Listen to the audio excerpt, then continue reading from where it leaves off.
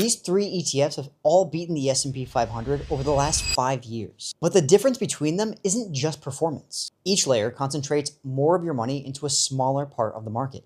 And in this video, I'm going to break them down layer by layer.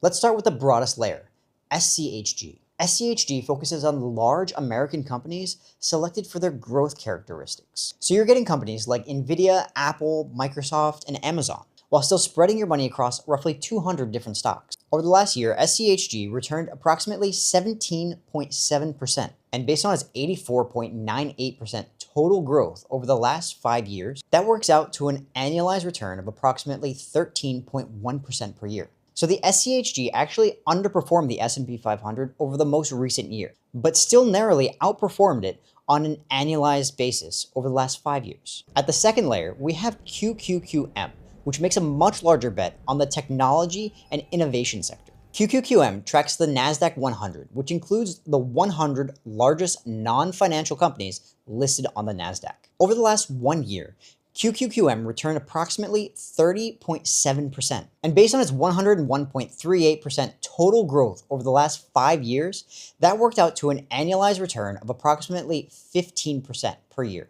That compares with 20.6% over 1 year and 11.6% annualized over 5 years for the S&P 500. But a large portion of that performance is tied to a relatively small group of enormous growth and technology companies. And layer 3 is where both the return and the concentration become absolutely ridiculous. SMH focuses almost entirely on the semiconductor industry. That includes companies involved in chip design, manufacturing, and production equipment such as Nvidia, TSMC, Micron, and Applied Materials. Over the last year, SMH returned approximately 112.5%. That means the EFT more than doubled over the last year alone. And based on its 375.51% total growth over the past 5 years, that works out to an annualized return of approximately 36.6% per year. That's more than triple the S&P 500's 11.6% annualized return over that same 5-year time period. But unlike the S&P 500,